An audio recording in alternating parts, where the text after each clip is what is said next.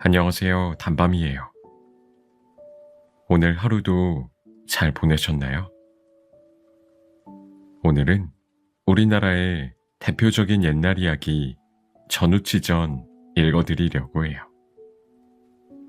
이 이야기는 사람으로서는 불가능한 신통력을 가진 전우치가 나쁜 벼슬아치들을 혼내주고 가난한 백성들을 돕는다는 이야기인데요. 홍길동과 같은 활약으로 백성을 돕는 전우치의 정의로운 모습이 잘 담겨 있어요.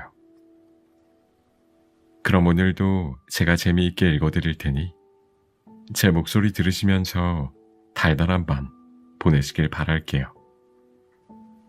구독과 좋아요, 알람 설정도 꼭 해주실 거죠?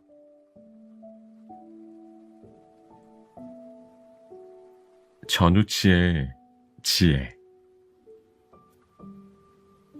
임금님이 나라를 다스리는 이조시대, 지금 개성이라고 불리우는 고을에 전우치라는 선비가 살고 있었습니다.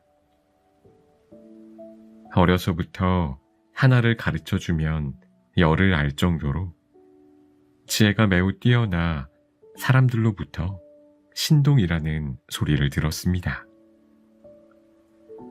전우치는 훌륭한 스승을 찾아다니며 열심히 공부했습니다. 그러는 동안 많은 것을 깨우쳐 여러 가지 신기한 재주를 부릴 수 있게 되었습니다. 뛰어난 학문과 재주를 가지고 있었지만 결코 자랑하는 일이 없었으며 벼슬에도 욕심이 없었답니다. 그리고 사람들 앞에 잘 나타나지 않았기 때문에 그가 어떤 일을 하고 있는지 어느 누구도 잘 알지 못했습니다. 그러던 어느 해 나라 안에 큰 흉년이 들어 백성들이 먹고 살기가 아주 힘들게 되었습니다. 하지만 나라에서는 이러한 백성들은 돌보지 않고 벼슬하는 사람끼리 서로 세력 다툼만 하고 있었습니다. 옳은 뜻을 품고 있는 자들만이 애를 태웠답니다. 전우치도 그 중에 한 사람으로서 살기가 어려운 백성들을 조금이라도 도와주기 위해 길을 떠났습니다. 눈이 하얗게 내린 새해 아침, 대궐에서는 임금님이 신하들의 새해 인사를 받고 있었습니다. 그때 대궐 지붕 위로 오색 구름이 뒤덮이더니 그 속에서 말소리가 들렸습니다. 임금은 어서 나와서 옥황상제께서 전하시는 말씀을 들어라. 이 소리에 임금님과 신하들은 깜짝 놀랐습니다. 하늘과 땅을 다스리는 옥황상제의 말씀이라니 모두 놀란 가슴으로 하늘을 쳐다보았습니다. 찬란하게 빛나는 구름 속에서 푸른 옷을 입은 사람이 어린 소년 한 명을 데리고 서 있었습니다. 옥황상제께서는 세상에서 가난하게 살다 죽은 사람들을 위해 하늘에 태화궁을 지으시려고 하신다. 그래서 사람들이 사는 여러 나라에다가 금으로 만든 대들보를 하나씩 바치라고 하셨다. 그러니 넓은 크기에 높이가 5자가 되는 금 대들보를 3월 보름날까지 준비하여 하늘에 바치도록 해라. 이렇게 말을 마치더니 오색 구름을 타고 하늘로 사라져버렸습니다. 그러자 수근거리던 대궐 안에서 한 신하가 나와 자기 의견을 말했습니다. 전하, 황금으로 대들보를 만들려면 많은 금이 필요할 터인데 백성들에게 발표하시는 게 좋을 것 같습니다. 금이 많이 필요하니 가지고 있는 금을 나라에 모두 바치라는 명을 내리십시오. 모두 이 의견이 좋은 방법이라고 생각하고 대궐에 있는 금은 물론 나라 안에 있는 금들을 모두 걷어들였습니다. 이제 나라 안에서는 금이란 것을 조금도 찾아볼 수 없게 되었습니다. 금이 모두 모여지자 옥황상제가 말씀하신 대로 커다란 대들보를 만들었습니다. 만들어진 대들보를 보고 임금님은 매우 기뻐했습니다. 마침내 3월 보름날이 되자 아름다운 구름이 대궐을 휘감더니 지난번과 마찬가지로 한 소년을 데리고 위험 있는 얼굴을 한 사람이 나타났습니다. 모두 고개를 숙이고 엎드려 옥황상제가 하는 말을 들었습니다. 이 나라 임금은 하늘이 내리는 뜻을 어기지 않았으니 그 정성을 칭찬해 주겠도다. 그대와 같은 임금이 있는 이 나라가 평화스러워 백성들이 편안한 생활을 누리게 될 것이다. 앞으로도 더욱 하늘을 높이 받들어라. 이렇게 말하고는 빛나는 옷을 입은 사람은 학을 타고 구름과 함께 어디론가 날아가 버렸습니다. 임금님은 옥황상제가 이 나라에 많은 축복을 내려준다는 말에 기쁨을 감추지 못했습니다. 그런데 대궐에 나타나 황금 대들보를 가져간 사람은 옥황상제가 보낸 하늘나라 사람이 아니라 전우치가 도수를 부린 것입니다.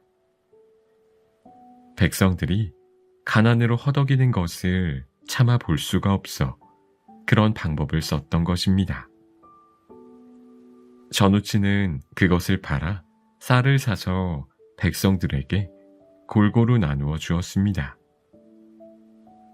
백성들은 굶주리고 있는 자기들에게 먹을 쌀과 다음에 농사지을 씨앗까지 주는 전우치가 한없이 고마웠습니다.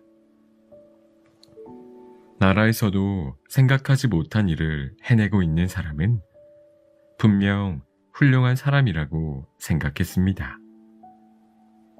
그래서 온 나라의 백성들은 전우치를 높이 존경했습니다.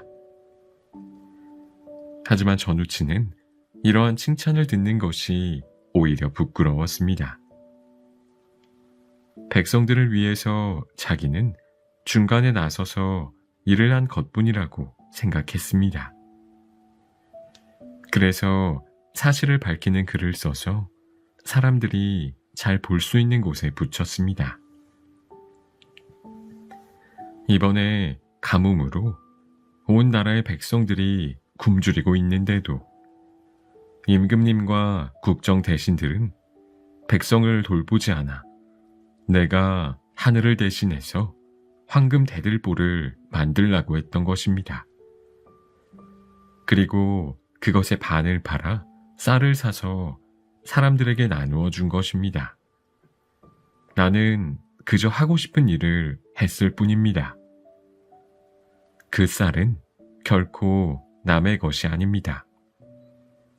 그러므로 쌀을 나누어 준 전우치라는 사람에게 칭찬을 돌리지 말기를 많은 사람들에게 부탁합니다. 가난한 선비에 지나지 않은 이 사람은 백성들이 평화스럽게 사는 것을 바라는 마음뿐입니다. 써 붙여진 글을 읽는 백성들은 모두 전우치의 마음을 알고 전우치라는 분은 벼슬하는 사람과 자기가 가지고 있는 금을 걷어들여 우리 가난한 백성들에게 쌀을 나누어 주셨다. 참으로 백성들을 위할 줄 아는 좋은 분이시다. 하고 말했습니다. 백성들이 여전히 전우치를 칭찬하는 반면에 대궐에 있는 사람들은 잔뜩 화가 났습니다. 전하, 전우치라는 자는 한나라의 임금을 속이고 나라를 시끄럽게 한 죄인입니다. 이렇게 큰 일을 저지른 자는 마땅히 잡아서 엄벌에 처해야 합니다.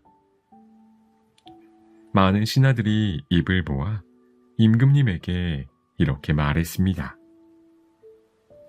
그래서 대궐에서는 전우치를 잡으라는 글을 써서 곳곳에 붙여놓았습니다.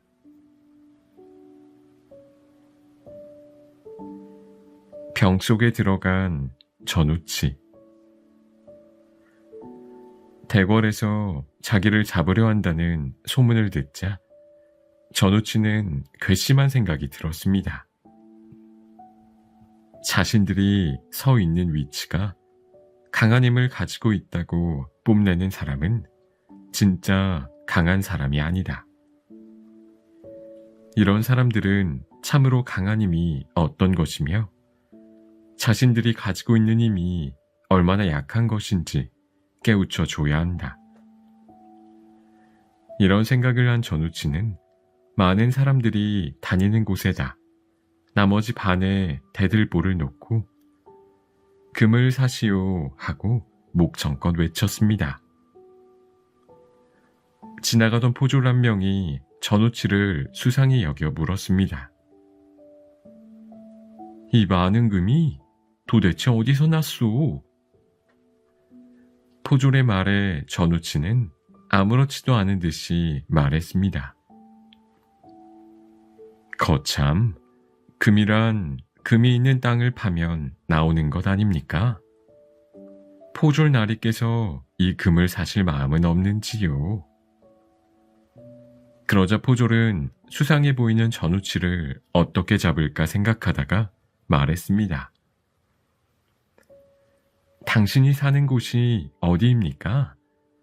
지금은 내가 돈이 없으니 내일 그곳으로 찾아가 금을 사겠습니다. 그러자 전우치는 자기가 잠시 묵고 있는 곳을 가리켜 보이며 바로 저기 보이는 집에 살고 있습니다. 하고 대답했습니다. 포졸은 그 길로 태수에게 달려가 이 사실을 알렸습니다. 그러자 태수는 깜짝 놀라며 말했습니다. 틀림없이 황금 대들보의 반쪽이다. 그자는 전우치임에 틀림없다. 어서 잡아들여라. 곧 힘센 포졸 10여 명이 전우치를 잡으러 달려갔습니다. 그런데 포졸들이 자기를 잡으러 온 줄 이미 알고 있는 전우치는 태연하게 음식을 권하며 말했습니다. 포졸 나리들, 나 때문에 수고가 많으십니다. 하지만 나는 죄가 없으니 당신들에게 잡혀갈 수 없소. 가서 전하시오. 전우치를 잡아가려면 10명 정도로는 되지 않는다고. 하하하. 포졸들은 할 수 없이 돌아가 이 사실을 전했습니다. 태수는 전우치가 나타났다는 사실을 대궐에 알린 뒤 수백 명의 군사를 모았습니다. 이 소식을 들은 임금님은 크게 노하면서 직접 전우치에게 벌을 내리려고 단단히 마음먹었습니다. 많은 포졸들이 몰려오는 것을 보고도 전우치는 겁내지 않고 말했습니다. 아무리 많은 군사가 나를 잡으려고 해도 소용없다. 나를 잡아간다니 어디 한번 해봐라. 포졸들은 쇠사슬로 전우치를 꽁꽁 묶었습니다. 그런데 뒤에서 커다란 소리가 들렸습니다. 너희들은 나를 잡아가지 않고 무엇을 하느냐? 포졸들이 깜짝 놀라 묶어놓은 전우치를 보니 전우치는 몸을 작게 하여 병 속으로 들어가 버렸습니다. 그제서야 모두 정신을 차리고 달려들어 병을 묶었습니다. 임금님, 전우치를 잡아가지고 왔습니다. 포졸들이 작은 병을 내놓으며 말했습니다. 이 속에 전우치가 들어있습니다. 그러자 임금님은 깜짝 놀라며 말했습니다. 아니, 아무리 도수를 잘 하는 사람이라지만 어떻게 그 병 속에 들어갈 수 있단 말이냐? 그러자 병 속에 갇혀 있으니 너무 답답합니다. 좀 꺼내주십시오.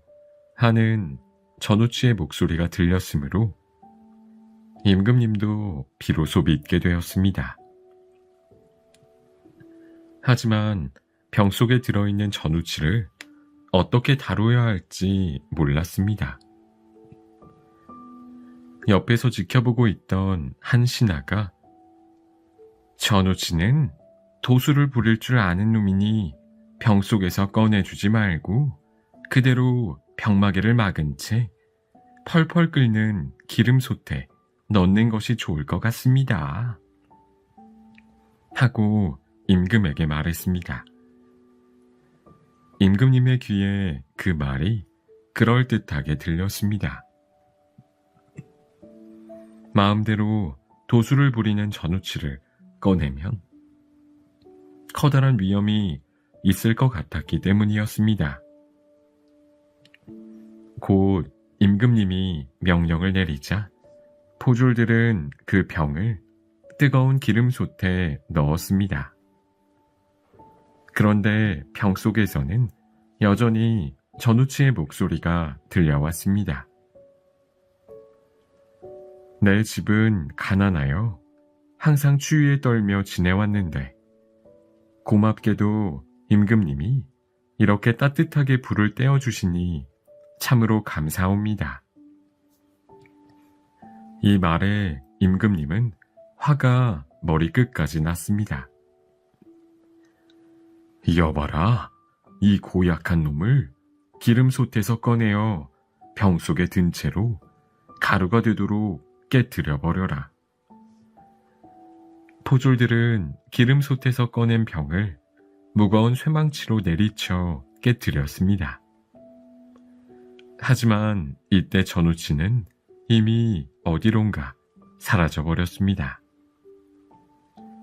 그리고 공중에서 마지막으로 전우치의 목소리가 들려왔습니다. 임금님, 이제 전우치는 물러갑니다. 제 아무리 높은 벼슬에 있는 사람도 전우치를 잡을 수 없다는 것을 알았습니다. 그래서 한 신하가 전우치에 대해서 이렇게 말했습니다. 임금님, 전우치는 이상한 도수를 부리는 자이므로 함부로 다룰 수가 없사옵니다. 그를 잘 구슬러 대궐로 부른 후에 적당한 기회를 잡아 없애버리면 되지 않겠습니까? 임금님은 이 말에 찬성하여 전우치를 불러들이는 방을 붙였습니다. 전우치는 나라에 큰 죄를 지었지만 백성을 위하는 그 마음을 크게 칭찬하겠노라. 또한 그 재주가 남보다 뛰어나므로 벼슬에 올라 더 훌륭한 일을 해주기를 바라노라. 지금까지 있었던 일은 없었던 일로 하기로 하고 마음을 새롭게 하여 대궐에 들어와서 내가 내리는 벼슬을 받도록 해라. 이 소문은 곧 널리 퍼졌습니다.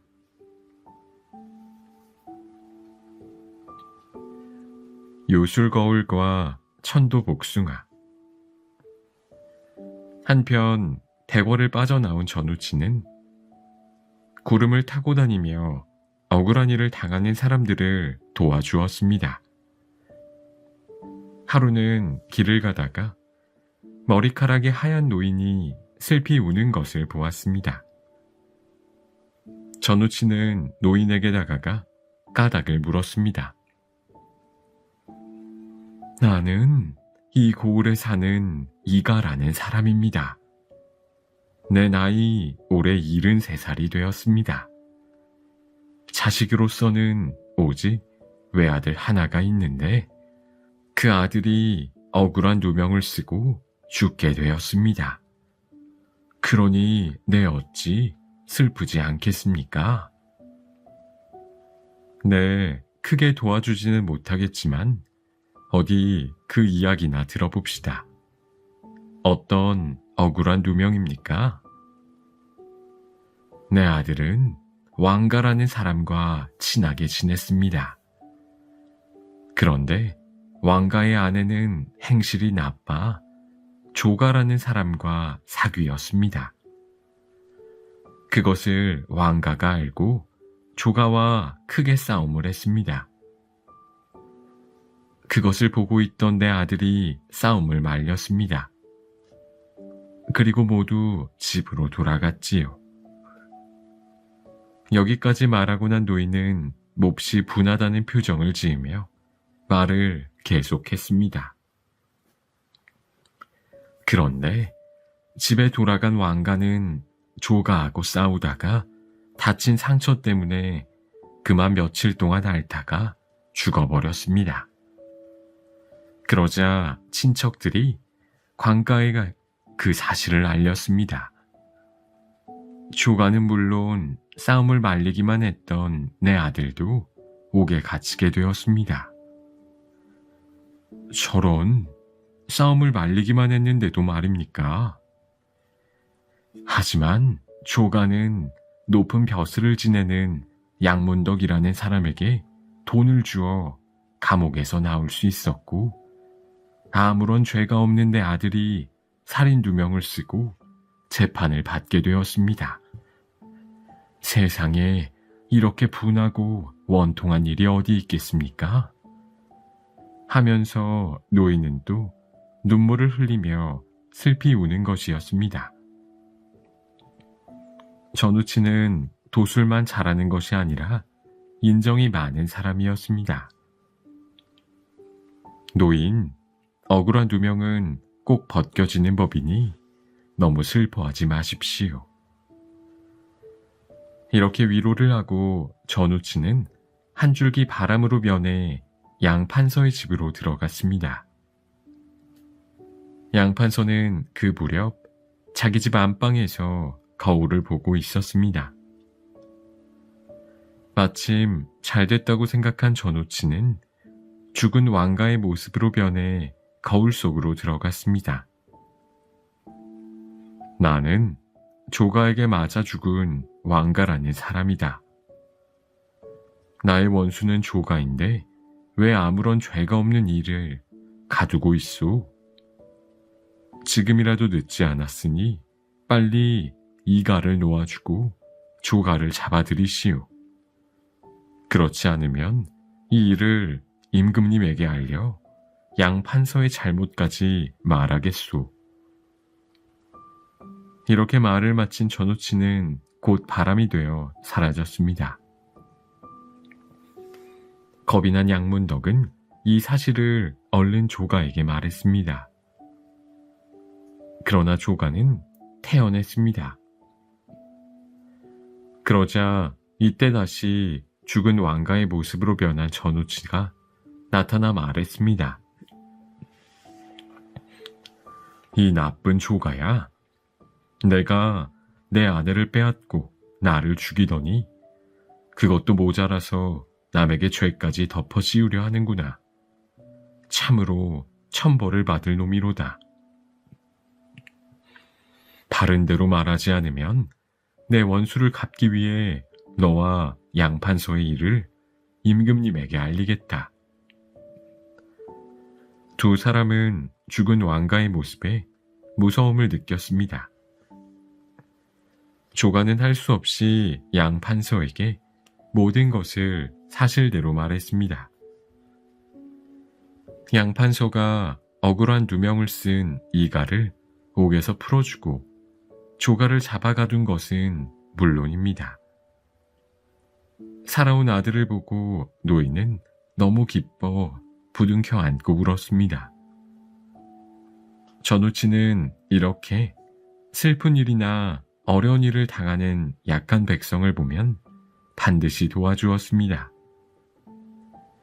흐뭇한 마음으로 노인을 지켜보던 전우치는 또다시 그곳을 빠져나와 길을 떠났습니다.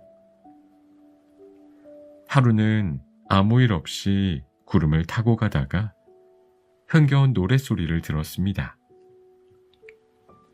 전우치는 아무도 보지 않는 곳에 내려 노랫소리도 즐거운 그곳으로 갔습니다. 지나가는 나그네인데 즐겁게 노시는 여러분들과 같이 자리를 하고 싶습니다. 이렇게 인사를 하자 그 잔치를 벌인 사람이 허락해 주었습니다. 그런데 손님들 중에서 설생과 온생이라는 사람이 초라해 보이는 전우치를 얕보는 듯한 눈으로 쳐다보았습니다. 이렇게 비천한 자에게 맛있는 음식을 대접해 주어서 참으로 고맙습니다. 전우치는 진실로 고마움에 그렇게 말했을 뿐인데 설생이 우리들은 이 맛있는 음식을 많이 먹어보았소. 그러나 손님께서는 이런 자리가 아마 처음일 것 같은데 하고 말하는 것이었습니다. 전우치는 속으로 무척 기분이 상했으나 조금도 그런 티를 보이지 않고 말했습니다. 이 정도면 꽤 화려한 잔치지요. 하지만 빠진 음식이 많이 있는데요. 그러자 설생은 초라한 나그네가 건방지게 말하는 것을 못마땅히 여겼습니다. 아니, 이 잔치상에서 빠진 음식이 도대체 뭐란 말이오? 싱싱한 과일들이 없지 않습니까? 그러자 여러 사람들이 웃음을 터뜨렸습니다. 여보시오 나그네, 지금은 과일이 나지 않는 이른 봄입니다. 계절이 어떻게도 돌아가는지 모르는 양반이로군. 하지만 전우치는 조금도 수그러지지 않고 웃음까지 띄우며 말했습니다. 내가 이곳을 지나다 보니까 과일 나무들이 여러 그루 있는 것을 보았는데요. 이때 운생이란 사람이 말했습니다. 그렇다면 나그네가 과일을 따 가지고 와 보십시오. 전우치를 골려주려고 한 말이었습니다. 만약 따가지고 온다면 어쩌시겠습니까? 정말 과일을 가져온다면 엎드려 절을 하죠. 그러나 만약 나그네가 따오지 못하면 우리들 앞에서 당신이 볼기를 맞기로 약속합시다. 알겠습니다. 그럼 기다리고 계십시오. 당장 과일을 따오지요. 전우치는 이 고을에 있는 작은 동산으로 올라가 예쁘게 피어있는 복숭아 꽃을 향해 주문을 외웠습니다. 그러자 꽃들이 모두 싱싱한 과일로 변해 주렁주렁 나무에 달렸습니다. 전우치가 가져온 과일을 보자 손님들은 모두 놀랐습니다. 참으로 놀라운 재주를 가졌습니다. 이렇게 말하며 전우치에게 좋은 술을 따라주는 것이었습니다. 술을 마시면서 전우치는 설생과 운생에게 말했습니다. 두 분은 겉모습만을 보고 사람을 나쁘게 보는데 언젠가는 그 죄로 벌을 받을 것입니다. 그렇지만 두 사람은 전우치의 말을 믿지 않았습니다. 그러다 설생이 소변을 보러 갔다가 무엇에 놀랐는지 허겁지겁 달려왔습니다. 소변을 볼 수 있는 곳이 없어진 것이었습니다. 운생도 설생과 마찬가지였습니다. 게다가 돌아온 후에 이들은 몸을 움직일 수가 없었습니다. 두 사람은 이 기막힌 일에 어찌할 바를 모르고 쩔쩔맸습니다. 이때 잔치 자리에 지혜로운 오생이라는 선비가 있었습니다. 그는 전우치가 보통 사람이 아닌 것을 깨닫고 말했습니다. 부디 저 두 친구를 용서해 주십시오. 저희들이 어리석어 선생님께 실수를 저질렀습니다. 오생의 겸손한 마음에 전우치는 껄껄 웃으며 용서한다는 뜻으로 고개를 끄덕였습니다. 곧 전우치는 설생과 운생에게 복숭아를 먹게 하여 몸을 고치게 했습니다. 잔치에 나왔던 모든 선비들은 엎드려 절하며 말했습니다. 신선이 우리 앞에 나타나신 것을 모르고 잘못을 저질렀습니다. 모든 것을 용서해 주십시오. 전우치는 어서 즐겁게들 놀라고 하고 또다시 길을 떠났습니다.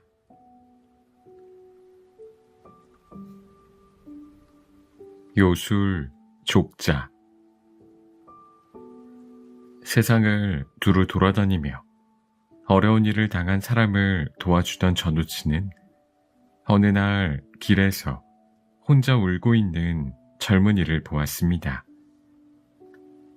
전우치는 곧 그 젊은이의 곁으로 가서 이유를 물었습니다. 이보시오 젊은이, 왜 그리 슬퍼하오? 젊은이는 눈물을 거두고 전우치에게 하소연을 했습니다. 저는 한자경이라고 하는 사람입니다. 아버지께서 돌아가셨는데 집안이 가난하여 장사 지낼 형편도 못 되고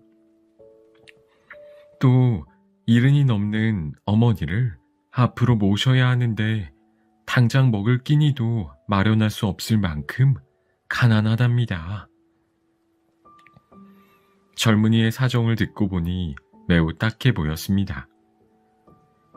잠시 생각하고 난 후에 전우치는 소매자락 속에서 그림 한 장을 꺼냈습니다. 그림이 있는 이 족자를 줄 테니 벽에다 걸어 놓으시오. 그리고 고지가 하고 부르면 한 소년이 그 속에서 나올 것이오. 그러면 처음에는 은 100냥을 가져오라고 해서 아버님 장사를 지내고 그 다음부터는 하루에 꼭 1냥씩만 달라고 하시오. 전우치가 내주는 족자를 받아들였으나 한자경은 전우치의 말을 믿지 않았습니다. 그렇지만 나쁜 일이라는 생각이 들지 않았으므로 고마우신 어르신의 성함을 좀 가르쳐 주십시오 하고 물었습니다. 남선부에 사는 전우치라는 사람이요. 집에 돌아온 한자경은 혹시나 하는 마음으로 고지가 나오너라 하고 불렀습니다. 그런데 정말 소년이 대답을 하며 그림 속에서 나왔습니다. 무척 놀랐으나 마음을 가다듬고 다시 나에게 은 100냥만 가져다 주어라 하니까 소년은 그림 속으로 들어가더니 은 100냥을 한자경에게 가져다 주었습니다. 한자경은 아버지의 장례를 치를 수 있게 되어 무척 기뻤습니다. 그리고 매일 한 양씩을 받아쓰기보다 한꺼번에 받아쓰고 싶다는 생각이 들었습니다. 그래서 고지기를 불러서는 은 100냥을 가져다 달라고 했습니다. 그러자 고지기는 안 된다고 머리를 저었습니다. 급히 쓸 일이 있어서 그러는데 은 100냥을 미리 갖다 줄 수 없단 말이냐? 하자경이 계속 조르자 소녀는 할 수 없다는 듯 그림 속에 있는 집의 창고를 열었습니다. 소년이 따라오라고 했으므로 한자경은 뒤를 따라 창고 안으로 들어갔습니다. 창고 안에 가득 찬 은 중에서 한자경은 100냥만을 가지고 나오려고 했습니다. 그런데 이미 소년의 모습은 보이지 않고 창고 문은 닫혀 있는 것이었습니다. 깜짝 놀라 고지가 문 열어라 하고 불렀지만 아무런 대답도 없었습니다. 나중에는 문을 마구 두드리며 소리쳤지만 창고 문은 열릴 줄 몰랐습니다. 그 창고 문은 바로 나라의 창고였습니다. 한편 나라의 창고지기는 창고 문을 두드리는 소리에 문을 열어보니 어떤 사람이 은 100냥을 가지고 서 있었습니다. 그 사람은 바로 한자경이었습니다. 감히 나라의 돈을 훔치려고 하다니 너는 대체 누구냐? 소년을 따라 족자 속으로 들어갔던 한자경은 웬 사람들이 창고 안에서 자기를 끌어내어 호통을 치자 어리둥절했습니다. 저는 다만 우리 집 벽에 걸어놓은 족자 속 창고 안에 들어갔을 뿐입니다. 정말이지 저는 그 뒤로 어찌된 일인지 잘 모르겠습니다. 한자경의 말을 들은 판서는 그 족자가 어디서 났느냐고 물었습니다. 전우치라는 사람이 주었습니다. 이 말을 들은 판서는 깜짝 놀랐습니다. 그래서 한자경을 옥에 가두고 다시 한번 창고를 조사해 보라고 했습니다. 조사하러 갔던 부인들이 당황한 얼굴로 뛰어와 말했습니다. 나으리, 창고에 있는 은이나 돈들이 모두 청개구리와 뱀으로 변했습니다. 이때 또 창고를 지키는 사람들이 달려와 말했습니다. 쌀 창고에 있는 쌀이 모두 벌레로 변했습니다. 무기 창고에 있는 창들이 모두 나무 막대기로 변했습니다. 그런데 이번에는 궁녀들이 소란을 피웠습니다. 대궐로 호랑이들이 뛰어들어와 궁녀를 한 사람씩 등에 태우고 마당을 돌아다닙니다. 대궐 안은 호랑이 때문에 마음대로 다닐 수가 없었습니다. 그 호랑이는 전우치가 도수를 부려 생긴 것이 틀림없으므로 무조건 쏘아 죽여라. 임금님의 말에 활 쏘는 사람들은 화살을 비오듯 쏟아냈습니다. 그러자 갑자기 검은 구름이 몰려와 호랑이와 궁녀들을 데리고 하늘로 올라갔습니다. 한편 신하들은 한자경이 전우치와 한패일 거라고 사형을 시켜야 한다고 말했습니다. 그런데 한자경이 사형장으로 끌려가는 길에 갑자기 세찬 바람이 불기 시작했습니다. 한참 동안 바람 때문에 서 있던 사람들은 한자경이 감쪽같이 없어진 것을 뒤늦게 알았습니다. 전우치는 한자경을 구하기 위해 바람으로 변했던 것입니다. 당신은 왜 내 말을 그대로 지키지 않았소? 사정이 너무나 어려워 보였기에 족자를 주었는데 그대가 지나치게 욕심을 부렸기 때문에 큰 화를 당한 것이요. 이제 앞으로 자신의 분수대로 사시오. 전우치의 말에 한자경은 눈물을 흘리며 뉘우쳤습니다. 이렇게 나라 안을 돌아다니며 좋은 일을 하던 전우치는 그러다가 서울에서 우연히 임금님이 붙인 방을 보았습니다. 그 글을 읽고 전우치는 임금님과 신하들의 속셈을 알 수 있었지만 모르는 척하고 임금님을 만나러 대궐로 갔습니다. 전우치가 자기 스스로 걸어서 대궐로 들어왔다는 말을 전해 들은 임금님은 우선 전우치가 그동안의 한 일을 용서하고 도수를 부릴 수 있는 큰 힘을 신하로서 발휘하게 하자. 그러다 후에 좋은 기회를 잡아 없애버리면 될 것이다. 이렇게 마음을 먹고 있었습니다. 대궐로 들어온 전우치는 임금님 앞에 꿇어 엎드렸습니다. 전우치야, 내가 지은 죄를 알겠느냐? 예, 제가 지은 죄는 몇백 번을 죽어도 마땅하옵니다. 전우치의 공손한 말을 들은 임금님은 선전관이란 벼슬을 전우치에게 내려주었습니다. 그리고 대궐 안에 살면서 나라 일을 돌보게 했습니다. 선전관이란 조선시대의 중요한 행사 때 악기를 써서 신호하거나 군대 명령을 전달하는 일 따위를 맡아보는 벼슬을 말합니다. 당시 생각이 크지 못한 선전관들은 전우치를 두려워하면서도 마음 깊이 미워하고 있었습니다. 산적들을 물리치다. 전우치가 선전관이 된 지 몇 달 후였습니다. 함경도에서 위급한 소식이 대궐로 날아들었습니다.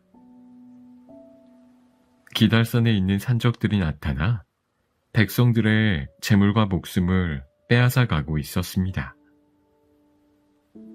이 고을의 힘으로 몇 번이나 물리치려고 했지만 힘세고 뛰어난 산적 두목 때문에 도저히 이길 수가 없었습니다. 그러하오니 임금님께서는 산적들을 물리칠 용맹스런 장군을 보내주십시오. 함경도 사람들은 이러한 글을 임금님께 보냈습니다. 임금님은 곧 회의를 열어 그곳에 보낼 장수를 뽑으라고 했습니다. 그런데 모두 목숨이 아까워 선뜻 나서는 장수가 없었습니다. 이때 선전관 전우치가 앞으로 나서며 말했습니다. 선전관 전우치가 임금님께 아뢰옵니다. 아무리 도적의 힘이 세다고 하지만 대궐에서 많은 군사를 보내는 것은 백성들의 마음을 불안하게만 만들 것이옵니다. 제 뜻을 허락하여 주신다면 저 혼자 그 도적들과 싸워보겠습니다. 임금님은 전우치의 말에 크게 기뻐했습니다. 그리고는 전우치에게 술을 따라주고 긴 칼을 내어 주었습니다. 전우치는 그 칼을 소중히 받아들고 몇 명의 군사만을 데리고 함경도 지방으로 길을 떠났습니다. 함경도에서는 백성들이 전우치가 장군으로 오고 있다는 것을 알고 잃었던 기운들을 다시 되찾은 듯 모두들 기뻐했습니다. 전우치는 우선 함경도에 있는 군사들을 모아서 기달산으로 데리고 갔습니다. 산적들 눈에 보이지 않게 산 밑에 숨어 있으라고 했습니다. 그리고 전우치는 한 마리의 큰 독수리로 변해 높은 봉우리로 날아올랐습니다. 산적들이 어디 있나 하고 살펴보는 도중에 유난히 눈에 띄는 한 사람을 발견했습니다. 그 사람은 바로 많은 산적들의 두목인 엄준이었습니다. 키는 보통 사람의 2배가 넘었으며 생김새는 뼈가 굵고 씩씩한 모습이었습니다. 엄준은 많은 부하들과 신하들을 데리고 사냥을 하고 있었습니다. 전우치가 공중에서 바라보니 그 두목은 마치 임금님처럼 행동했습니다. 전우치는 지금 싸우기보다는 엄준을 좀 더 두고 보기로 마음먹었습니다. 그래서 산적들이 있는 성 안으로 들어가 보았습니다. 그랬더니 산적들의 두목인 엄준은 백성들에게서 빼앗은 곡식으로 큰 잔치를 벌이고 있었습니다. 전우치는 산적들을 놀래주려고 도수를 부려 많은 독수리를 만들었습니다. 산적들이 마련한 즐거운 잔치 자리에 수많은 독수리가 날아와 잔치상을 들고 가버리더니 그 다음에는 바람이 불었습니다. 눈 깜짝할 사이에 일어난 일이라 산적들은 어찌할 바를 모르고 있다가 바람에 날아가지 않으려고 기둥이나 나무들을 꼭 붙들었습니다. 한참 동안 산적들을 정신 못 차리게 해놓고 전우치는 다시 되돌아왔습니다. 하룻밤을 자고 난 전우치는 군사들을 데리고 엄준에게 쳐들어갔습니다. 엄준은 그때까지도 어제 잔치에서 벌어진 이상한 일을 몇 번이고 생각하고 있었습니다. 그리고 쳐들어온 군사들을 보고 깜짝 놀랐습니다. 하지만 곧 말을 타고 부하들에게 싸울 준비를 시켰습니다.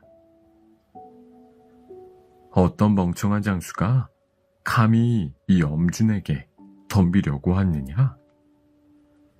이렇게 소리 지르며 전우치의 군사들 앞으로 달려왔습니다.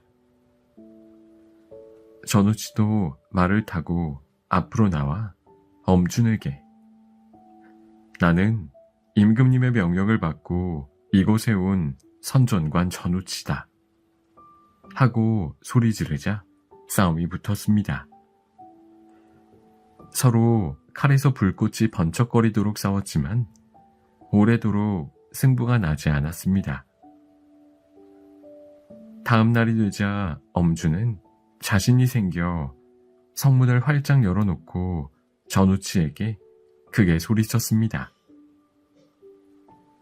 오늘은 내가 틀림없이 전우치 내 놈의 목을 베고 말리라.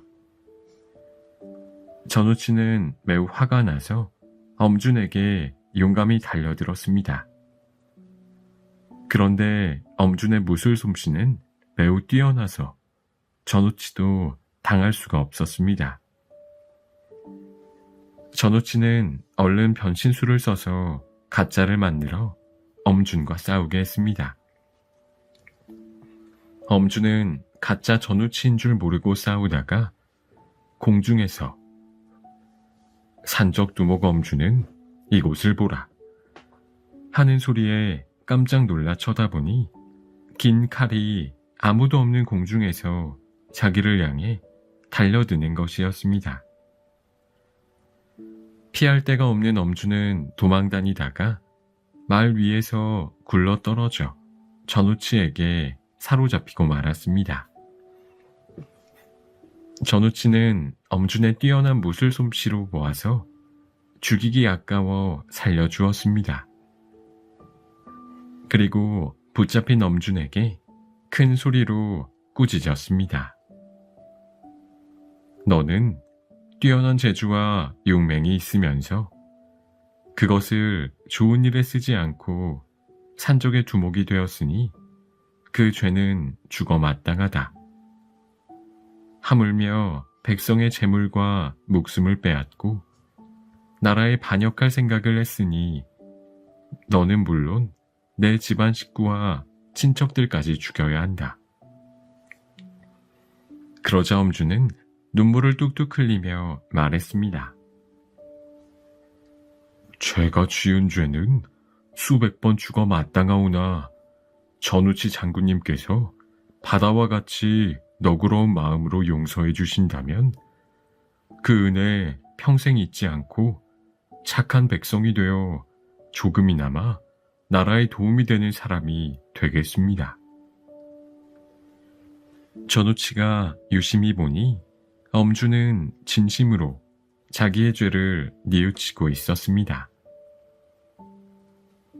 본래 사람은 착한 법인데 잘못된 생각 때문에 많은 죄를 저지르는 법이다.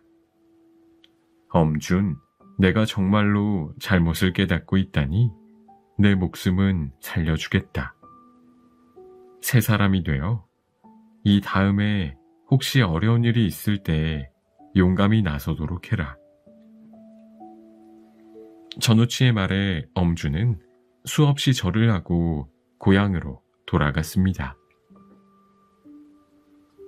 나머지 항복한 산적들도 모두 살려주니 뒷날 나라를 위해 목숨을 바쳐 충성을 다하겠다고 맹세하고 새로운 사람이 되어 고향으로 돌아갔습니다. 전우치는 시종을 들던 사람들도 집으로 돌아갈 수 있도록 돌봐주었습니다.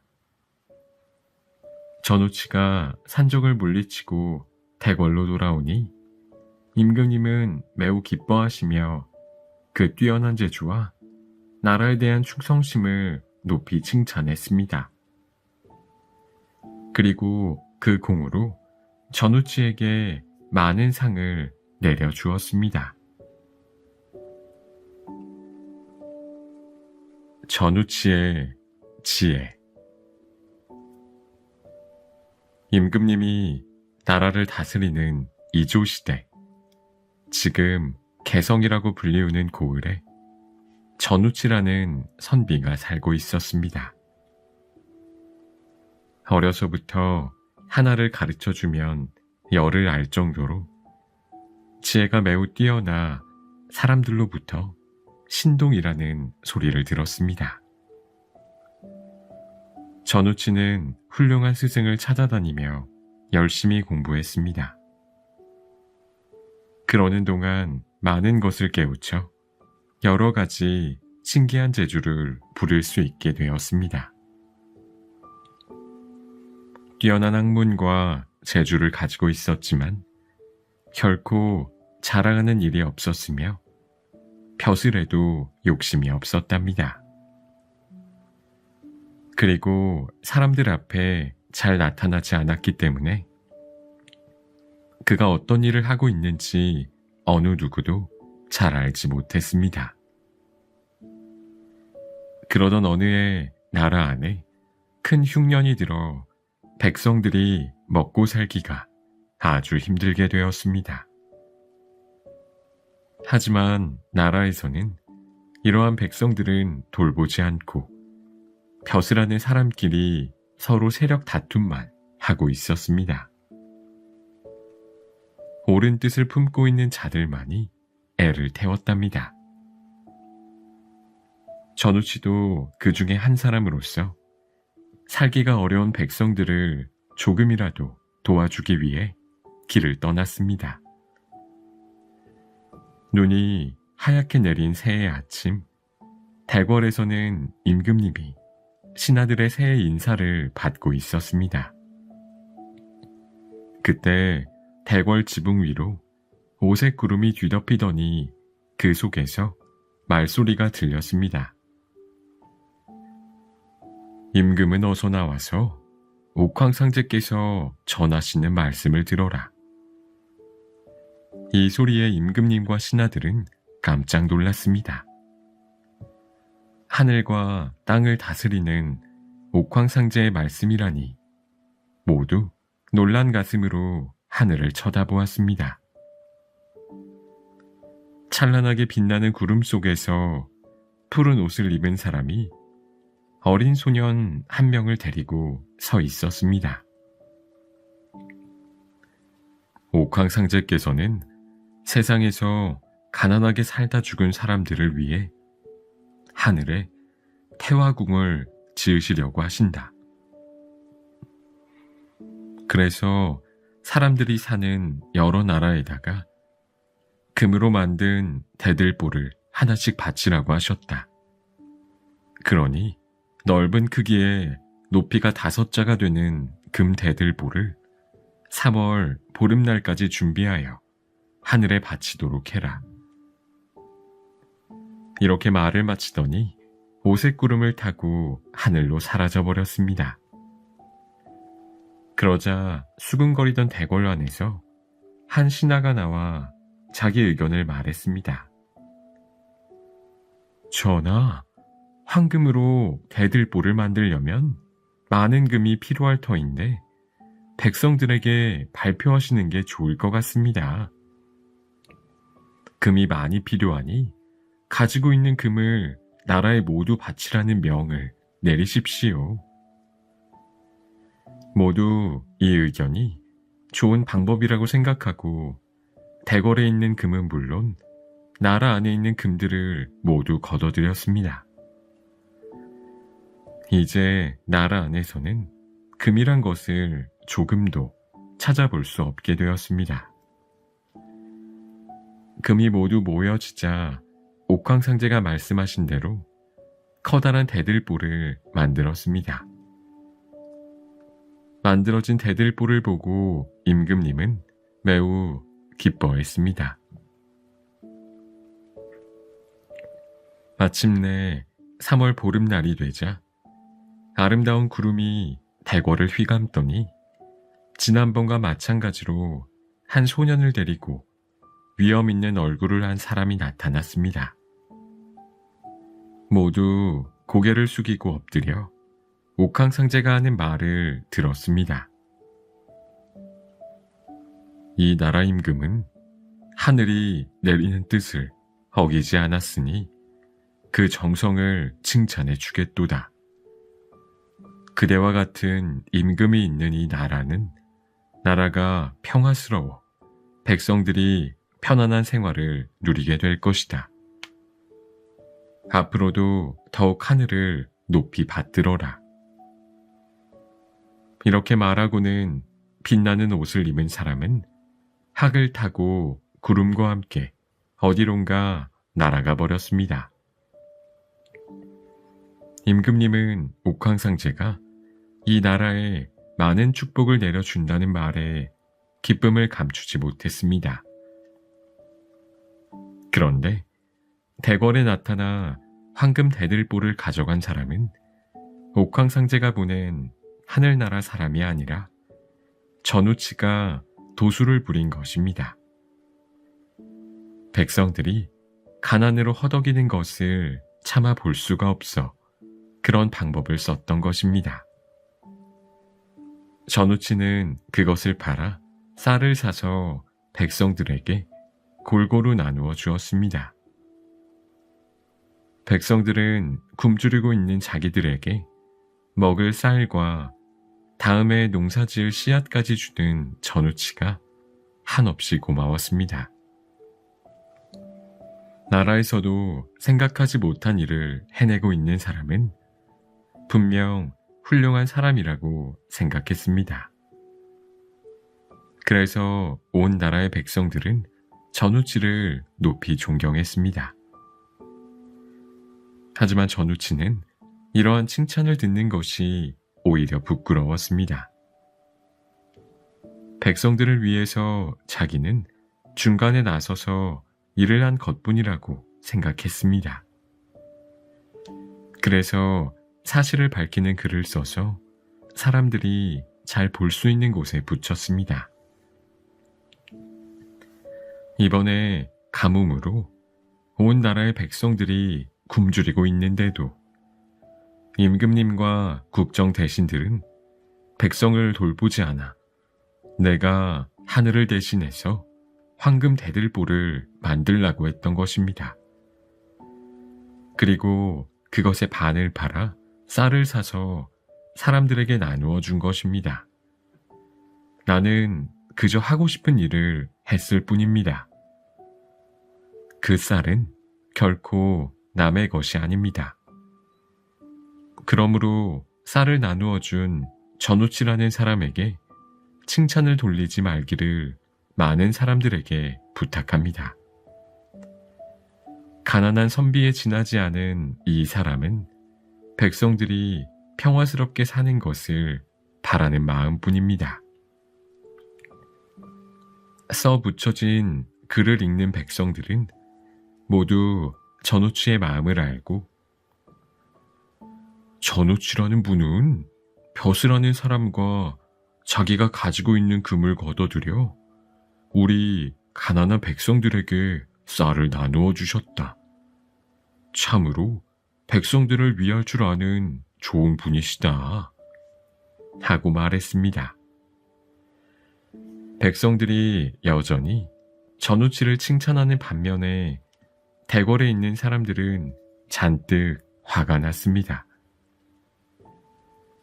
전하, 전우치라는 자는 한나라의 임금을 속이고 나라를 시끄럽게 한 죄인입니다.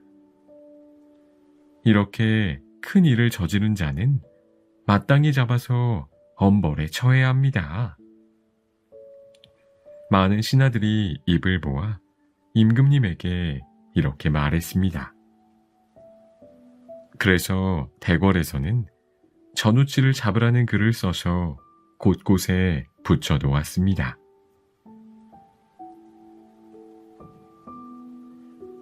병 속에 들어간 전우치. 대궐에서 자기를 잡으려 한다는 소문을 듣자 전우치는 괘씸한 생각이 들었습니다. 자신들이 서 있는 위치가 강한 힘을 가지고 있다고 뽐내는 사람은 진짜 강한 사람이 아니다. 이런 사람들은 참으로 강한 힘이 어떤 것이며 자신들이 가지고 있는 힘이 얼마나 약한 것인지 깨우쳐 줘야 한다. 이런 생각을 한 전우치는 많은 사람들이 다니는 곳에다 나머지 반에 대들보를 놓고 금을 사시오 하고 목청껏 외쳤습니다. 지나가던 포졸 한 명이 전우치를 수상히 여겨 물었습니다. 이 많은 금이 도대체 어디서 났소? 포졸의 말에 전우치는 아무렇지도 않은 듯이 말했습니다. 거참, 금이란 금이 있는 땅을 파면 나오는 것 아닙니까?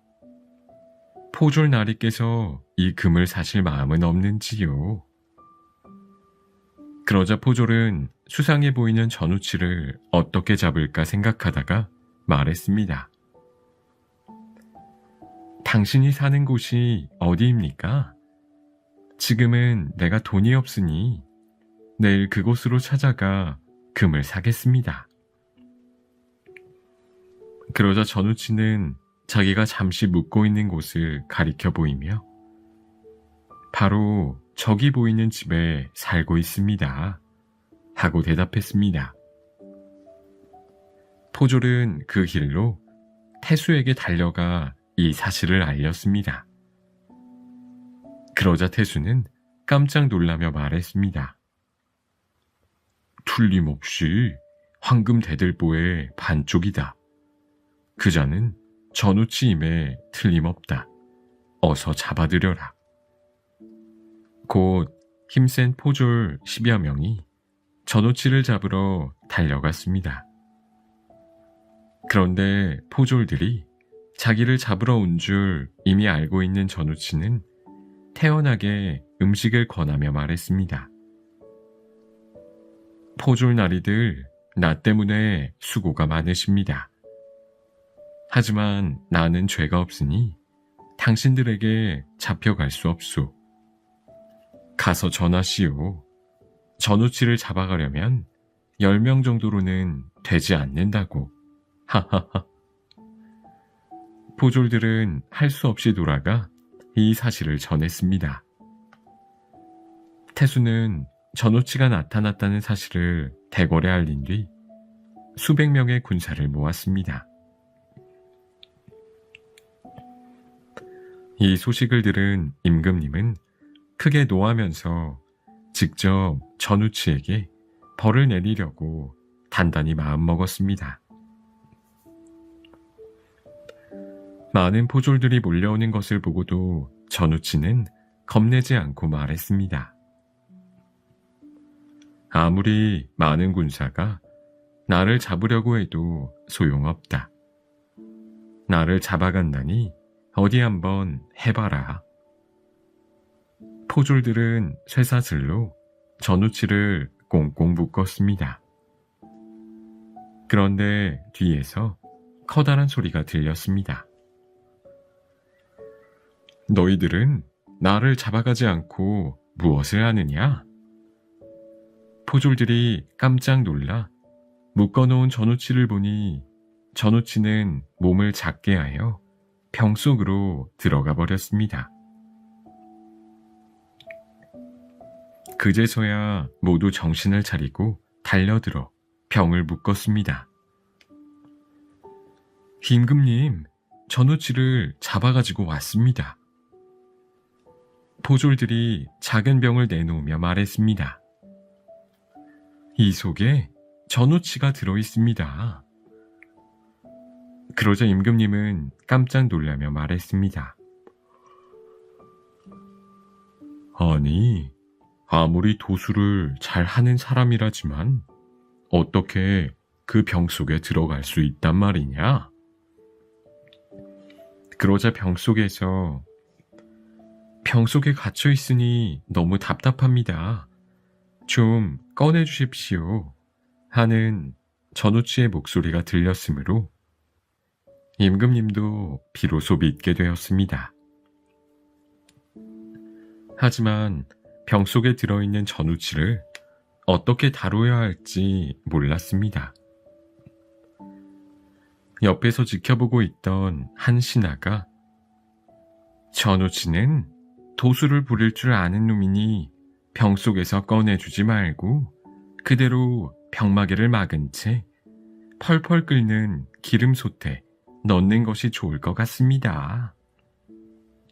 하고 임금에게 말했습니다. 임금님의 귀에 그 말이 그럴듯하게 들렸습니다. 마음대로 도수를 부리는 전우치를 꺼내면 커다란 위험이 있을 것 같았기 때문이었습니다. 곧 임금님이 명령을 내리자 포졸들은 그 병을 뜨거운 기름솥에 넣었습니다. 그런데 병 속에서는 여전히 전우치의 목소리가 들려왔습니다. 내 집은 가난하여 항상 추위에 떨며 지내왔는데 고맙게도 임금님이 이렇게 따뜻하게 불을 떼어주시니 참으로 감사옵니다. 이 말에 임금님은 화가 머리끝까지 났습니다. 여봐라, 이 고약한 놈을 기름솥에서 꺼내어 병 속에 든 채로 가루가 되도록 깨트려 버려라. 포졸들은 기름솥에서 꺼낸 병을 무거운 쇠망치로 내리쳐 깨트렸습니다. 하지만 이때 전우치는 이미 어디론가 사라져 버렸습니다. 그리고 공중에서 마지막으로 전우치의 목소리가 들려왔습니다. 임금님, 이제 전우치는 물러갑니다. 제 아무리 높은 벼슬에 있는 사람도 전우치를 잡을 수 없다는 것을 알았습니다. 그래서 한 신하가 전우치에 대해서 이렇게 말했습니다. 임금님, 전우치는 이상한 도수를 부리는 자이므로 함부로 다룰 수가 없사옵니다. 그를 잘 구슬러 대궐로 부른 후에 적당한 기회를 잡아 없애버리면 되지 않겠습니까? 임금님은 이 말에 찬성하여 전우치를 불러들이는 방을 붙였습니다. 전우치는 나라에 큰 죄를 지었지만 백성을 위하는 그 마음을 크게 칭찬하겠노라. 또한 그 재주가 남보다 뛰어나므로 벼슬에 올라 더 훌륭한 일을 해주기를 바라노라. 지금까지 있었던 일은 없었던 일로 하기로 하고 마음을 새롭게 하여 대궐에 들어와서 내가 내리는 벼슬을 받도록 해라. 이 소문은 곧 널리 퍼졌습니다.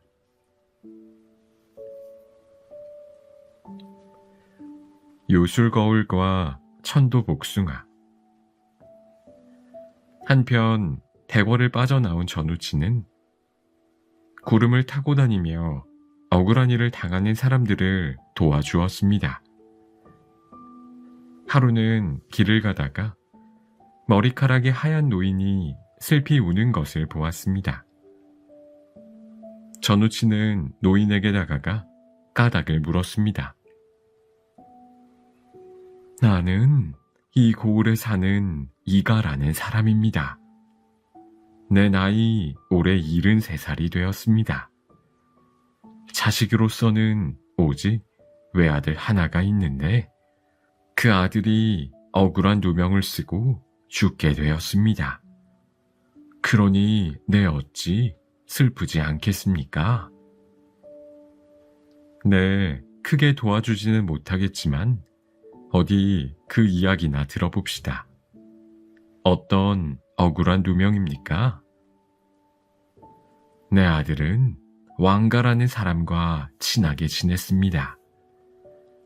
그런데 왕가의 아내는 행실이 나빠 조가라는 사람과 사귀었습니다. 그것을 왕가가 알고 조가와 크게 싸움을 했습니다. 그것을 보고 있던 내 아들이 싸움을 말렸습니다. 그리고 모두 집으로 돌아갔지요. 여기까지 말하고 난 노인은 몹시 분하다는 표정을 지으며 말을 계속했습니다. 그런데 집에 돌아간 왕가는 조가하고 싸우다가 다친 상처 때문에 그만 며칠 동안 앓다가 죽어버렸습니다. 그러자 친척들이 관가에 그 사실을 알렸습니다. 조가는 물론 싸움을 말리기만 했던 내 아들도 옥에 갇히게 되었습니다. 저런, 싸움을 말리기만 했는데도 말입니까? 하지만 조가는 높은 벼슬을 지내는 양문덕이라는 사람에게 돈을 주어 감옥에서 나올 수 있었고 아무런 죄가 없는 내 아들이 살인 누명을 쓰고 재판을 받게 되었습니다. 세상에 이렇게 분하고 원통한 일이 어디 있겠습니까? 하면서 노인은 또 눈물을 흘리며 슬피 우는 것이었습니다. 전우치는 도술만 잘하는 것이 아니라 인정이 많은 사람이었습니다. 노인, 억울한 누명은 꼭 벗겨지는 법이니 너무 슬퍼하지 마십시오. 이렇게 위로를 하고 전우치는 한 줄기 바람으로 변해 양판서의 집으로 들어갔습니다. 양판서는 그 무렵 자기 집 안방에서 거울을 보고 있었습니다. 마침 잘 됐다고 생각한 전우치는 죽은 왕가의 모습으로 변해 거울 속으로 들어갔습니다. 나는 조가에게 맞아 죽은 왕가라는 사람이다. 나의 원수는 조가인데 왜 아무런 죄가 없는 이를 가두고 있소? 지금이라도 늦지 않았으니 빨리 이가를 놓아주고 조가를 잡아들이시오. 그렇지 않으면 이 일을 임금님에게 알려 양 판서의 잘못까지 말하겠소. 이렇게 말을 마친 전우치는 곧 바람이 되어 사라졌습니다. 겁이 난 양문덕은 이 사실을 얼른 조가에게 말했습니다. 그러나 조가는 태연했습니다.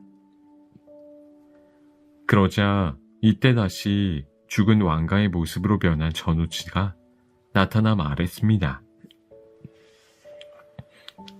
이 나쁜 조가야, 내가 내 아내를 빼앗고 나를 죽이더니 그것도 모자라서 남에게 죄까지 덮어 씌우려 하는구나. 참으로 천벌을 받을 놈이로다. 바른 대로 말하지 않으면 내 원수를 갚기 위해 너와 양판서의 일을 임금님에게 알리겠다. 두 사람은 죽은 왕가의 모습에 무서움을 느꼈습니다. 조가는 할 수 없이 양판서에게 모든 것을 사실대로 말했습니다. 양판서가 억울한 누명을 쓴 이가를 옥에서 풀어주고 조가를 잡아가둔 것은 물론입니다. 살아온 아들을 보고 노인은 너무 기뻐 부둥켜 안고 울었습니다. 전우치는 이렇게 슬픈 일이나 어려운 일을 당하는 약한 백성을 보면 반드시 도와주었습니다. 흐뭇한 마음으로 노인을 지켜보던 전우치는 또다시 그곳을 빠져나와 길을 떠났습니다. 하루는 아무 일 없이 구름을 타고 가다가 흥겨운 노랫소리를 들었습니다. 전우치는 아무도 보지 않는 곳에 내려 노랫소리도 즐거운 그곳으로 갔습니다. 지나가는 나그네인데 즐겁게 노시는 여러분들과 같이 자리를 하고 싶습니다. 이렇게 인사를 하자 그 잔치를 벌인 사람이 허락해 주었습니다. 그런데 손님들 중에서 설생과 온생이라는 사람이 초라해 보이는 전우치를 얕보는 듯한 눈으로 쳐다보았습니다. 이렇게 비천한 자에게 맛있는 음식을 대접해 주어서 참으로 고맙습니다. 전우치는 진실로 고마움에 그렇게 말했을 뿐인데 설생이 우리들은 이 맛있는 음식을 많이 먹어보았소. 그러나 손님께서는 이런 자리가 아마 처음일 것 같은데 하고 말하는 것이었습니다. 전우치는 속으로 무척 기분이 상했으나 조금도 그런 티를 보이지 않고 말했습니다. 이 정도면 꽤 화려한 잔치지요. 하지만 빠진 음식이 많이 있는데요. 그러자 설생은 초라한 나그네가 건방지게 말하는 것을 못마땅히 여겼습니다. 아니, 이 잔치상에서 빠진 음식이 도대체 뭐란 말이오? 싱싱한 과일들이 없지 않습니까? 그러자 여러 사람들이 웃음을 터뜨렸습니다. 여보시오 나그네, 지금은 과일이 나지 않는 이른 봄입니다. 계절이 어떻게도 돌아가는지 모르는 양반이로군. 하지만 전우치는 조금도 수그러지지 않고 웃음까지 띄우며 말했습니다. 내가 이곳을 지나다 보니까 과일 나무들이 여러 그루 있는 것을 보았는데요. 이때 운생이란 사람이 말했습니다. 그렇다면 나그네가 과일을 따 가지고 와 보십시오. 전우치를 골려주려고 한 말이었습니다. 만약 따가지고 온다면 어쩌시겠습니까? 정말 과일을 가져온다면 엎드려 절을 하죠. 그러나 만약 나그네가 따오지 못하면 우리들 앞에서 당신이 볼기를 맞기로 약속합시다. 알겠습니다. 그럼 기다리고 계십시오. 당장 과일을 따오지요. 전우치는 이 고을에 있는 작은 동산으로 올라가 예쁘게 피어있는 복숭아 꽃을 향해 주문을 외웠습니다. 그러자 꽃들이 모두 싱싱한 과일로 변해 주렁주렁 나무에 달렸습니다. 전우치가 가져온 과일을 보자 손님들은 모두 놀랐습니다. 참으로 놀라운 재주를 가졌습니다. 이렇게 말하며 전우치에게 좋은 술을 따라주는 것이었습니다. 술을 마시면서 전우치는 설생과 운생에게 말했습니다. 두 분은 겉모습만을 보고 사람을 나쁘게 보는데 언젠가는 그 죄로 벌을 받을 것입니다. 그렇지만 두 사람은 전우치의 말을 믿지 않았습니다. 그러다 설생이 소변을 보러 갔다가 무엇에 놀랐는지 허겁지겁 달려왔습니다. 소변을 볼 수 있는 곳이 없어진 것이었습니다. 운생도 설생과 마찬가지였습니다. 게다가 돌아온 후에 이들은 몸을 움직일 수가 없었습니다. 두 사람은 이 기막힌 일에 어찌할 바를 모르고 쩔쩔맸습니다. 이때 잔치 자리에 지혜로운 오생이라는 선비가 있었습니다. 그는 전우치가 보통 사람이 아닌 것을 깨닫고 말했습니다. 부디 저 두 친구를 용서해 주십시오. 저희들이 어리석어 선생님께 실수를 저질렀습니다. 오생의 겸손한 마음에 전우치는 껄껄 웃으며 용서한다는 뜻으로 고개를 끄덕였습니다. 곧 전우치는 설생과 운생에게 복숭아를 먹게 하여 몸을 고치게 했습니다. 잔치에 나왔던 모든 선비들은 엎드려 절하며 말했습니다. 신선이 우리 앞에 나타나신 것을 모르고 잘못을 저질렀습니다. 모든 것을 용서해 주십시오. 전우치는 어서 즐겁게들 놀라고 하고 또 다시 길을 떠났습니다.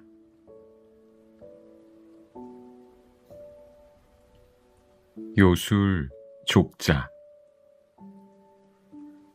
세상을 두루 돌아다니며 어려운 일을 당한 사람을 도와주던 전우치는 어느 날 길에서 혼자 울고 있는 젊은이를 보았습니다. 전우치는 곧 그 젊은이의 곁으로 가서 이유를 물었습니다. 이보시오 젊은이, 왜 그리 슬퍼하오? 젊은이는 눈물을 거두고 전우치에게 하소연을 했습니다. 저는 한자경이라고 하는 사람입니다. 아버지께서 돌아가셨는데 집안이 가난하여 장사 지낼 형편도 못 되고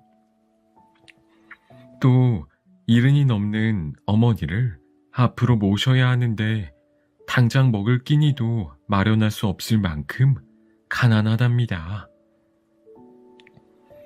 젊은이의 사정을 듣고 보니 매우 딱해 보였습니다. 잠시 생각하고 난 후에 전우치는 소매자락 속에서 그림 한 장을 꺼냈습니다. 그림이 있는 이 족자를 줄 테니 벽에다 걸어 놓으시오. 그리고 고지가 하고 부르면 한 소년이 그 속에서 나올 것이오.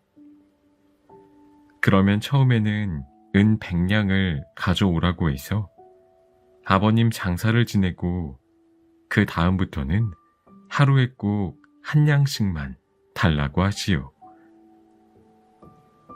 전우치가 내주는 족자를 받아들였으나 한자경은 전우치의 말을 믿지 않았습니다.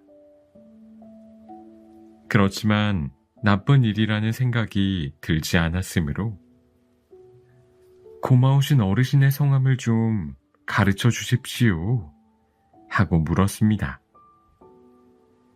남선부에 사는 전우치라는 사람이요.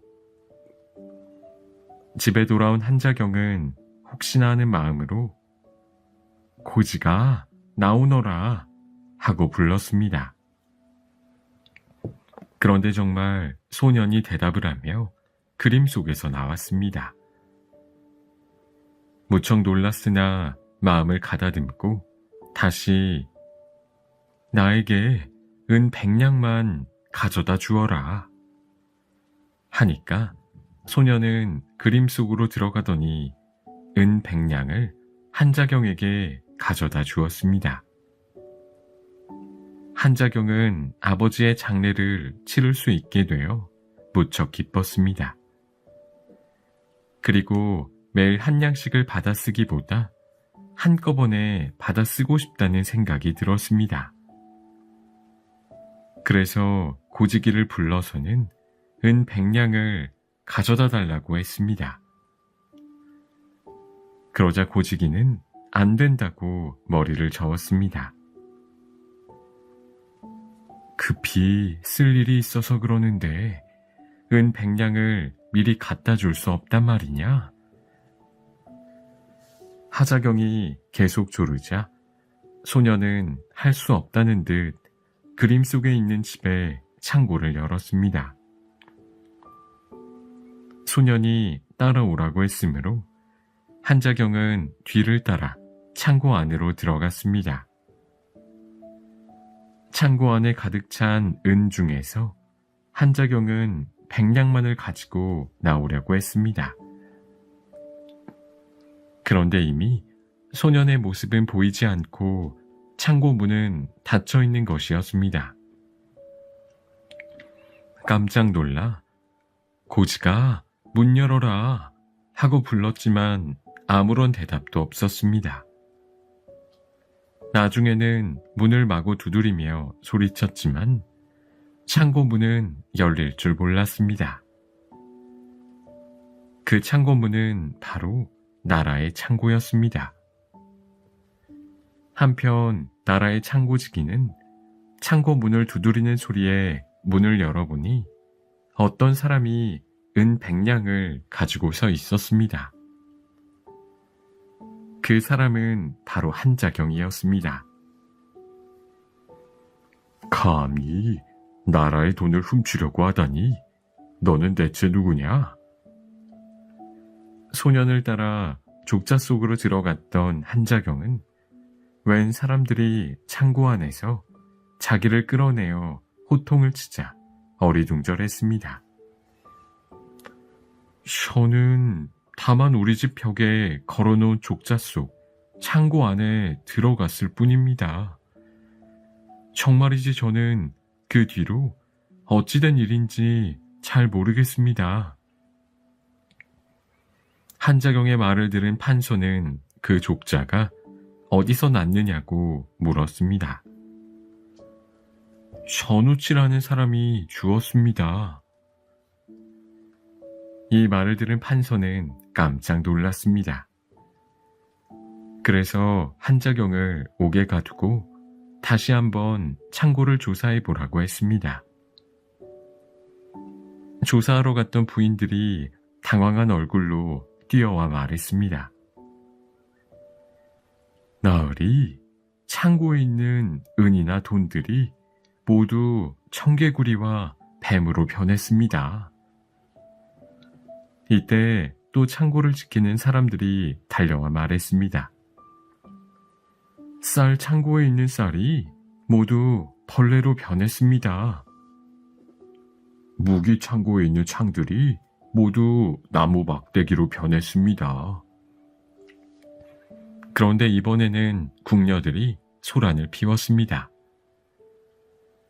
대궐로 호랑이들이 뛰어들어와 궁녀를 한 사람씩 등에 태우고 마당을 돌아다닙니다. 대궐 안은 호랑이 때문에 마음대로 다닐 수가 없었습니다. 그 호랑이는 전우치가 도수를 부려 생긴 것이 틀림없으므로 무조건 쏘아 죽여라. 임금님의 말에 활 쏘는 사람들은 화살을 비오듯 쏟아냈습니다. 그러자 갑자기 검은 구름이 몰려와 호랑이와 궁녀들을 데리고 하늘로 올라갔습니다.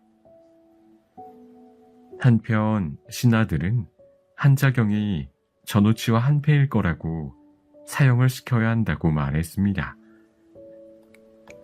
그런데 한자경이 사형장으로 끌려가는 길에 갑자기 세찬 바람이 불기 시작했습니다. 한참 동안 바람 때문에 서 있던 사람들은 한자경이 감쪽같이 없어진 것을 뒤늦게 알았습니다. 전우치는 한자경을 구하기 위해 바람으로 변했던 것입니다. 당신은 왜 내 말을 그대로 지키지 않았소? 사정이 너무나 어려워 보였기에 족자를 주었는데 그대가 지나치게 욕심을 부렸기 때문에 큰 화를 당한 것이요. 이제 앞으로 자신의 분수대로 사시오. 전우치의 말에 한자경은 눈물을 흘리며 뉘우쳤습니다. 이렇게 나라 안을 돌아다니며 좋은 일을 하던 전우치는 그러다가 서울에서 우연히 임금님이 붙인 방을 보았습니다. 그 글을 읽고 전우치는 임금님과 신하들의 속셈을 알 수 있었지만 모르는 척하고 임금님을 만나러 대궐로 갔습니다. 전우치가 자기 스스로 걸어서 대궐로 들어왔다는 말을 전해 들은 임금님은 우선 전우치가 그동안의 한 일을 용서하고 도수를 부릴 수 있는 큰 힘을 신하로서 발휘하게 하자. 그러다 후에 좋은 기회를 잡아 없애버리면 될 것이다. 이렇게 마음을 먹고 있었습니다. 대궐로 들어온 전우치는 임금님 앞에 꿇어 엎드렸습니다. 전우치야, 내가 지은 죄를 알겠느냐? 예, 제가 지은 죄는 몇백 번을 죽어도 마땅하옵니다. 전우치의 공손한 말을 들은 임금님은 선전관이란 벼슬을 전우치에게 내려주었습니다. 그리고 대궐 안에 살면서 나라 일을 돌보게 했습니다. 선전관이란 조선시대의 중요한 행사 때 악기를 써서 신호하거나 군대 명령을 전달하는 일 따위를 맡아보는 벼슬을 말합니다. 당시 생각이 크지 못한 선전관들은 전우치를 두려워하면서도 마음 깊이 미워하고 있었습니다. 산적들을 물리치다. 전우치가 선전관이 된 지 몇 달 후였습니다. 함경도에서 위급한 소식이 대궐로 날아들었습니다. 기달산에 있는 산적들이 나타나 백성들의 재물과 목숨을 빼앗아 가고 있었습니다. 이 고을의 힘으로 몇 번이나 물리치려고 했지만 힘세고 뛰어난 산적 두목 때문에 도저히 이길 수가 없었습니다. 그러하오니 임금님께서는 산적들을 물리칠 용맹스런 장군을 보내주십시오. 함경도 사람들은 이러한 글을 임금님께 보냈습니다. 임금님은 곧 회의를 열어 그곳에 보낼 장수를 뽑으라고 했습니다. 그런데 모두 목숨이 아까워 선뜻 나서는 장수가 없었습니다. 이때 선정관 전우치가 앞으로 나서며 말했습니다. 선전관 전우치가 임금님께 아뢰옵니다. 아무리 도적의 힘이 세다고 하지만 대궐에서 많은 군사를 보내는 것은 백성들의 마음을 불안하게만 만들 것이옵니다. 제 뜻을 허락하여 주신다면 저 혼자 그 도적들과 싸워보겠습니다. 임금님은 전우치의 말에 크게 기뻐했습니다.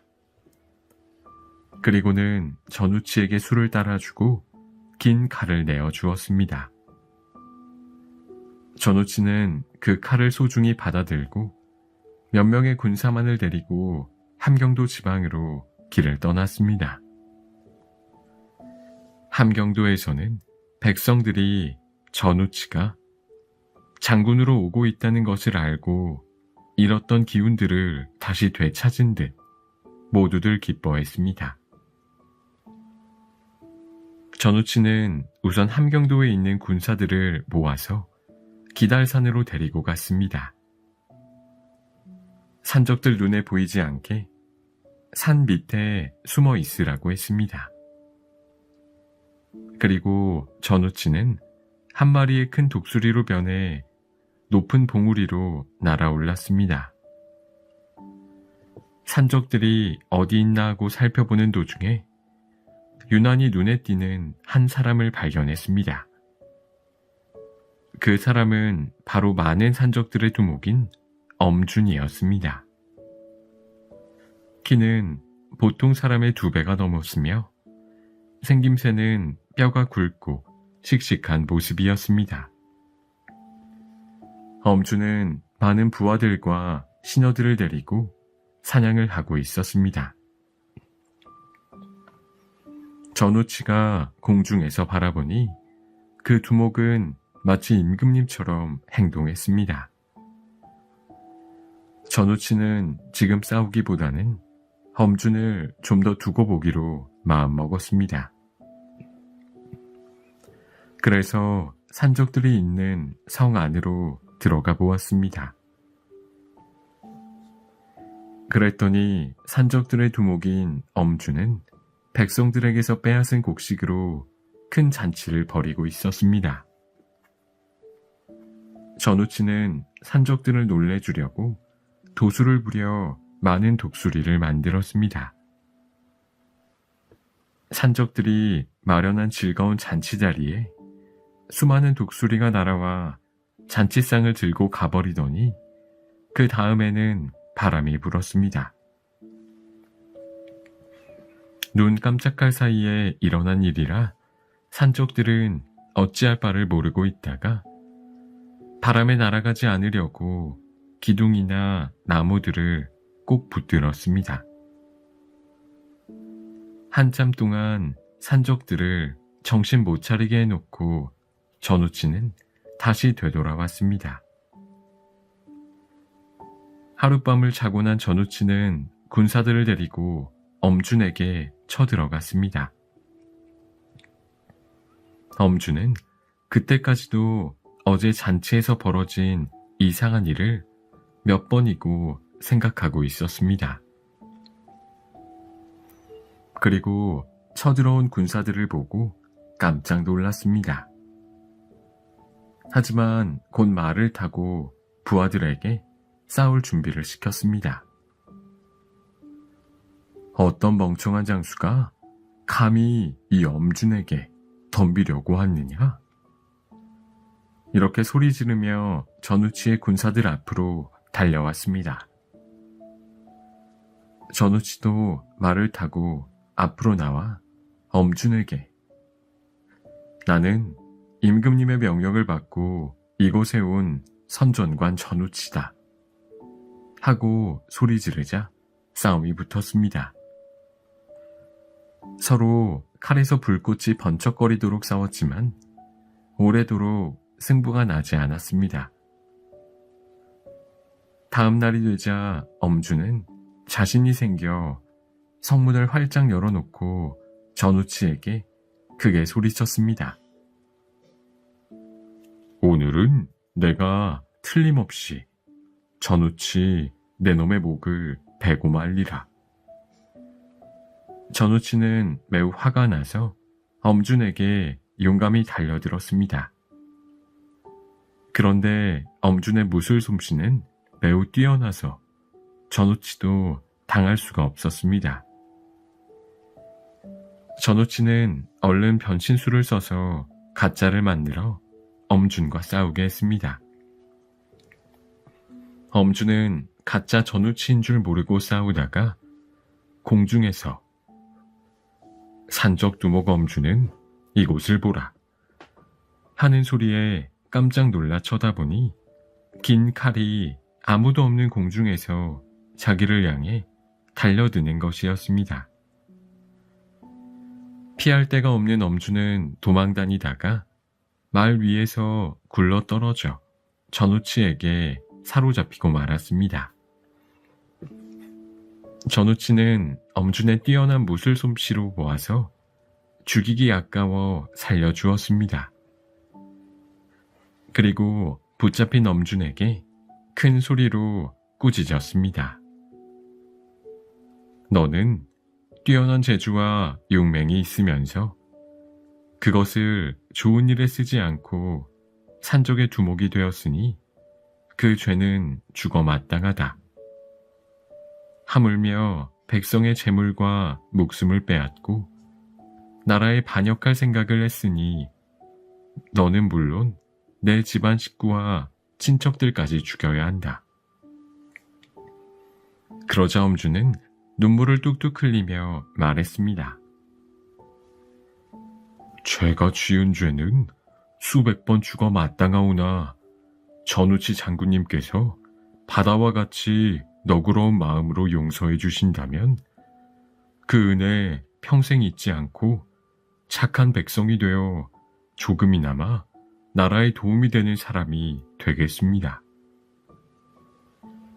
전우치가 유심히 보니 엄주는 진심으로 자기의 죄를 뉘우치고 있었습니다. 본래 사람은 착한 법인데 잘못된 생각 때문에 많은 죄를 저지르는 법이다. 엄준, 내가 정말로 잘못을 깨닫고 있다니 내 목숨은 살려주겠다. 새 사람이 되어 이 다음에 혹시 어려운 일이 있을 때 용감히 나서도록 해라. 전우치의 말에 엄주는 수없이 절을 하고 고향으로 돌아갔습니다. 나머지 항복한 산적들도 모두 살려주니 뒷날 나라를 위해 목숨을 바쳐 충성을 다하겠다고 맹세하고 새로운 사람이 되어 고향으로 돌아갔습니다. 전우치는 시종을 들던 사람들도 집으로 돌아갈 수 있도록 돌봐주었습니다. 전우치가 산적을 물리치고 대궐로 돌아오니 임금님은 매우 기뻐하시며 그 뛰어난 재주와 나라에 대한 충성심을 높이 칭찬했습니다. 그리고 그 공으로 전우치에게 많은 상을 내려주었습니다.